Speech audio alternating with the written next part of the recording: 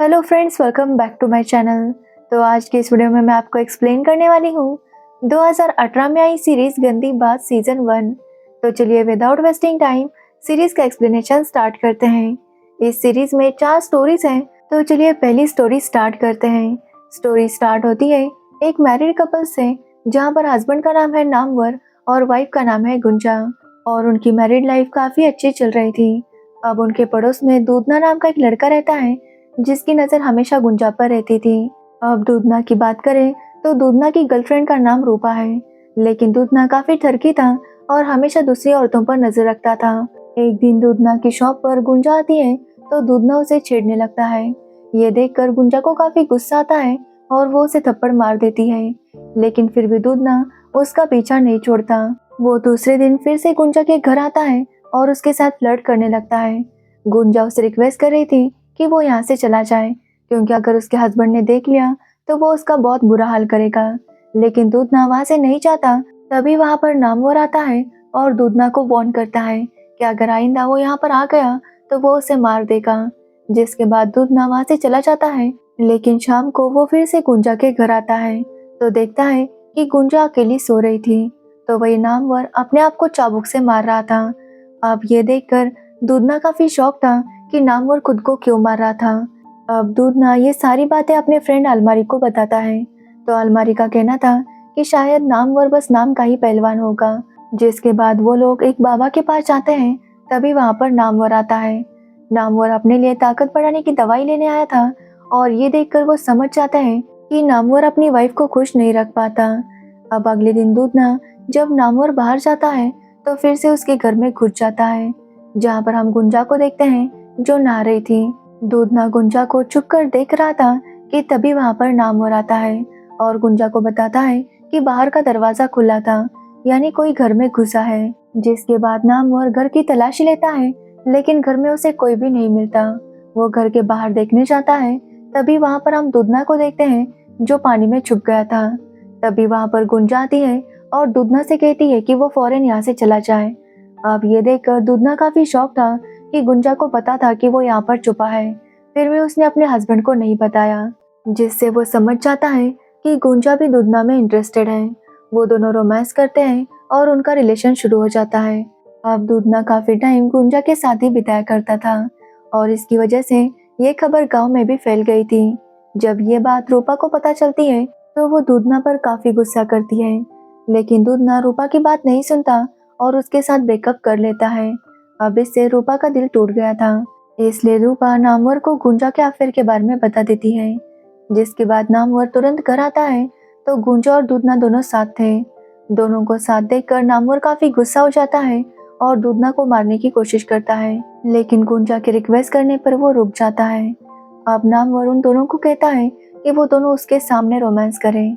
वो इसके लिए नहीं मान रहे थे, लेकिन नामवर उन्हें मारने की धमकी देता है तो वो दोनों रोमांस करना शुरू कर देते हैं। अब उन दोनों को रोमांस करता हुआ देखकर नामवर की फीलिंग्स भी जग जाती है, और यहाँ पर हमें पता चलता है कि नामवर लड़कियों में नहीं बल्कि लड़कों में इंटरेस्टेड था, और उसे दूधना काफी पसंद आ गया था, इसलिए वो दूधना के साथ रोमांस करने लगता है। अब दूधना काफी परेशान हो गया था, क्योंकि नामवर और गुंजा दोनों ही उसके पीछे पड़े थे। अब दूधना डिसाइड करता है कि वो वापस कभी उस घर में नहीं जाएगा।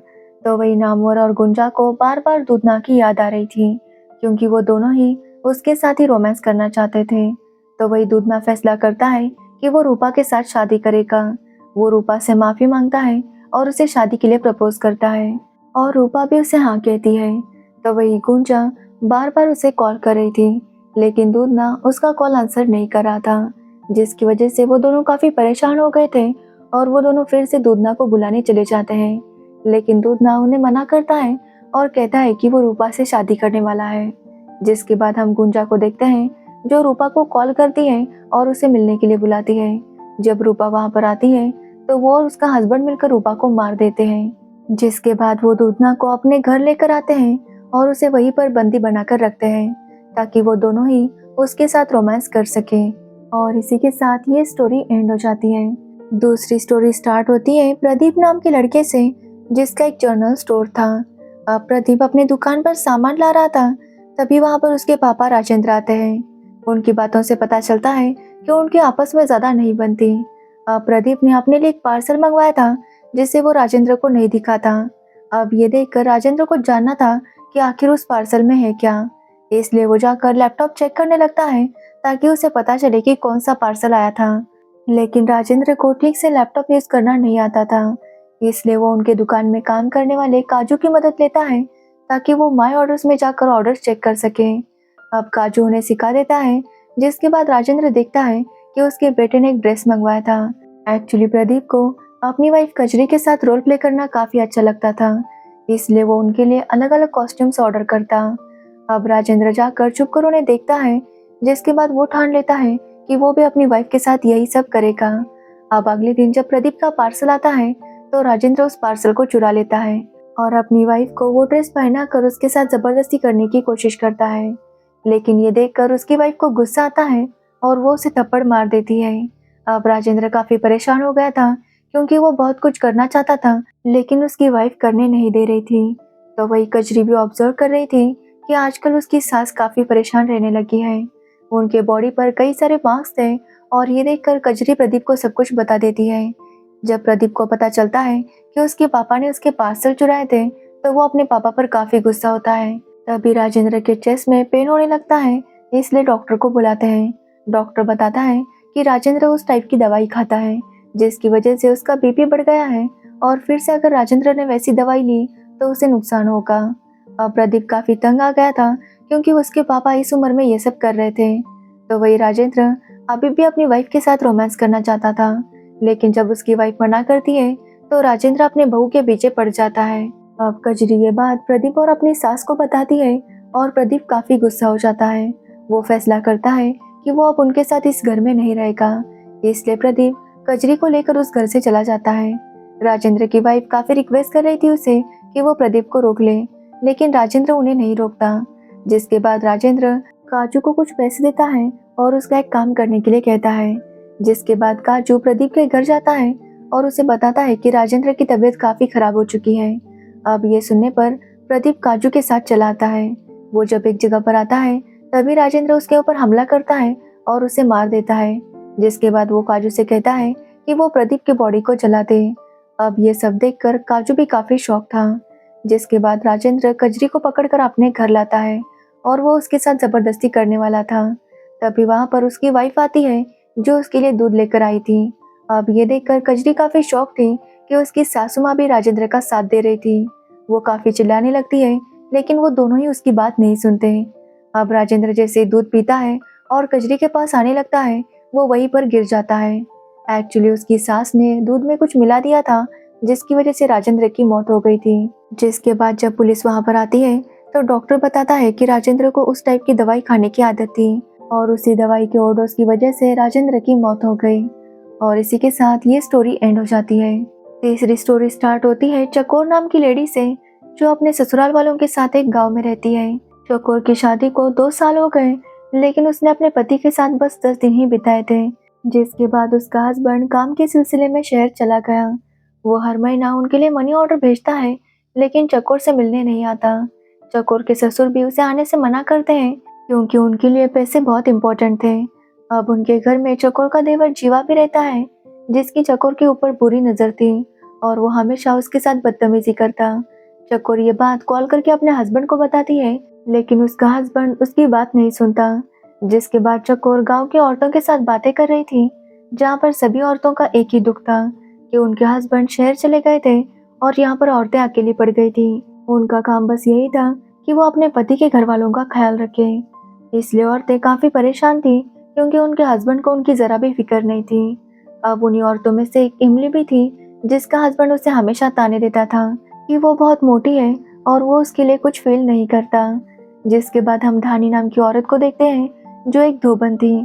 धानी जब रेशन का सामान लेने जाती है तो जो रेशन वाला नागनाथ था वो उसे काफी परेशान करता है। एक्चुअली वो नागनाथ हमेशा औरतों का फायदा उठाया करता था। धानी के साथ भी वो वही सब करता है, जिससे धानी उस पर काफी गुस्सा थी। जिसके बाद हम चकोर को देखते हैं, जो रात को सो रही थी। तभी उसके कमरे में नाग आता है और उसके साथ जबरदस्ती करके चला जाता है। अब वो सबको चिल्लाकर बुलाती है और उसके सास ससुर भी ये देखकर काफी शौक थे। लेकिन जीवा का कहना था कि चकोर झूठ बोल रही है। कोई ना किसी औरत के साथ ये सब कुछ कैसे कर सकता है। लेकिन चकोर अपने हस्बैंड को भी यही बताती है, लेकिन उसके हस्बैंड को भी विश्वास नहीं था। लेकिन इमली भी बताती है कि उसके साथ भी नाग देवता ने यही सब किया था और अब तो इमली नाग देवता के बच्चे की माँ बनने वाली थी। अब ये सुनकर सभी लोग शॉक थे कि ऐसा कैसे हो सकता है। अब गांव की कुछ औरतों के साथ यही सब हो रहा था, इसलिए वो सोचते हैं कि वो नाग देवता के साथ शादी कर लेंगे और उसके साथ ही अपनी जिंदगी बिताएंगे। लेकिन जब ये बात जीवा को पता चलती है तो वो काफी गुस्सा होता है। उसे लगता है कि जरूर इन औरतों का राशन वाले नागनाथ के साथ अफेयर होगा, इसलिए वो जाकर राशन वाले नागनाथ को ही मार देता है। तो वही हम इन औरतों को देखते हैं जो दुल्हन की तरह तैयार हो गई थी। ये सब डिसाइड करते हैं कि ये लोग नागनाथ के साथ शादी करेंगे। तभी वहाँ पर उन औरतों के हस्बैंड आते हैं और उन्हें वहाँ से चलने के लिए कहते हैं, लेकिन वो औरतें मना कर देती है और कहती है कि वो नागनाथ के साथ ही रहेगी। अब चकोर का हस्बैंड भी उसे वहाँ से ले जाना चाहता था, लेकिन चकोर उसे मना कर देती है और कहती है कि आज से वो लोग यहीं पर रहेंगे, यहीं पर उनके नागनाथ का महल होगा और उसी में उनकी वाइफ भी रहेगी और जो भी नागनाथ का प्रेमी है वही बस उनके साथ रह सकता है। अब ये सुनने पर उनके हस्बैंड वहाँ से चले जाते हैं, जिसके बाद ये औरतें वहीं पर रहने लगती हैं। अब कुछ टाइम बाद 2-3 आदमी वहाँ पर आते हैं और बताते हैं कि नागनाथ ने उन्हें भी आशीर्वाद दिया है, इस लिहाज से वो भी नागनाथ के प्रेमी हैं और वो भी यहीं पर रहेंगे। जिसके बाद वो तीनों भी इन लोगों के साथ रहने लगते हैं और यहाँ पर हमें पता चलता है कि ये सब कुछ चकोर का प्लान था। एक्चुअली चकोर रेशम से प्यार करती थी और उसके साथ रहना चाहती थी, तो वही इमली भी होरी से प्यार करती थी और वो भी उसके साथ रहना चाहती थी और इसलिए उन्होंने नाग जबरदस्ती करता है ये सब ड्रामा किया ताकि वो अपने प्रेमियों के साथ यहाँ पर रह सके और फाइनली उनका प्लान सक्सेसफुल हो गया था। और इसी के साथ ये तीसरी स्टोरी एंड हो जाती है। चौथी स्टोरी स्टार्ट होती है प्रीतो नाम की लेडी से, जो एक गांव की मुखिया थी। अब प्रीतो पंजाबी सूट का सेल लगाती है जहां पर काफी औरतें आई थी। साथ ही वहां पर कुश्ती का कंपटीशन चल रहा था और जो भी उसमें जीतेगा उसे प्रीतो एक टीवी देने वाली थी। इसलिए दोनों पहलवान जीतने की कोशिश कर रहे थे। अब एक पहलवान जीत जाता है और प्रीतो उसे कहती है कि वो अपना इनाम लेने के लिए रात को कोठी पर आए। अब ये सुनकर वो पहलवान काफी खुश हो जाता है। यहाँ पर हमें पता चलता है कि जो भी पहलवान कुश्ती में जीतता था वो प्रीतो के साथ एक रात बिताता था और इसीलिए ये पहलवान काफी एक्साइटेड था। वो प्रीतो के साथ जाता है और वहाँ पर वो दोनों रोमांस करते हैं, जिसके बाद प्रीतो उसे टीवी देती है और वहाँ से जाने के लिए कहती है। लेकिन जब वो पहलवान घर जा रहा था तो प्रीतो का दामाद उस पर अटैक करता है और उसे मार देता है। एक्चुअली प्रीतो का दामाद उससे प्यार करता है और वो उसे किसी और के साथ नहीं देख सकता। उन दोनों का रिलेशन शुरू था, लेकिन प्रीतो उसके मामले में सीरियस नहीं थी। अब प्रीतो घर आती है तो उसका पति उसका इंतजार कर रहा था। प्रीतो का पति प्रीतो के बारे में सब कुछ जानता था, लेकिन फिर भी वो प्रीतो से कुछ नहीं कह पाता। तो वही हम प्रीतो के दामाद लकी को देखते हैं जो अपने घर आता है। वहाँ पर प्रीतो की बेटी सोनी उसका इंतजार कर रही थी, लेकिन लकी सोनी से बात नहीं करता। तभी वहाँ पर प्रीतो आती है और लकी को अपने साथ लेकर जाती है। लकी प्रीतो से कहता है कि वो उसे बहुत पसंद करता है और अगर प्रीतो ने कभी उसे धोखा दे दिया तो वो उसे मार देगा। साथ ही वो प्रीतो को ये भी बताता है कि उसने पहलवान को मार दिया। अब ये सुनकर प्रीतो काफी शॉक थी। प्रीतो लकी को बताती है कि उसने पहलवान के साथ कुछ भी नहीं किया था। अब अगले दिन जब लकी कहीं जा रहा था तो उसे पता चलता है कि कल प्रीतो पहलवान के साथ थी। अब यह सुनने पर लकी काफी गुस्सा हो जाता है और शराब पीकर प्रीतो के घर आता है और प्रीतो को जान से मारने की धमकी देता है। अब ये सुनकर प्रीतो भी गुस्सा हो जाती है और लकी को घर से बाहर निकाल देती है। अब गुस्से में लकी अपने घर आता है और अपनी वाइफ सोनी को काफी ज्यादा पीट देता है, क्योंकि वो प्रीतो का सारा गुस्सा अपनी वाइफ पर उतार रहा था। जिसके बाद वो कहीं चला जाता है और वापस घर पर नहीं आता, जिससे सोनी काफी परेशान हो गई थी। वो अपने पापा से मिलने आती है और उन्हें बताती है कि लकी अब तक घर नहीं आया। तभी वहाँ पर पुलिस भी आती है और बताती है कि लकी ने एक पहलवान का मर्डर किया है, इसलिए वो लकी को पकड़ने आई थी।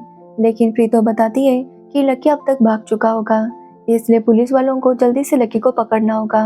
यहाँ पर हमें पता चलता है कि प्रीतो ने पुलिस वालों को बता दिया था कि लकी ने पहलवान का मर्डर किया है ताकि वो लकी को पकड़ ले और प्रीतो की मुसीबत चली जाए।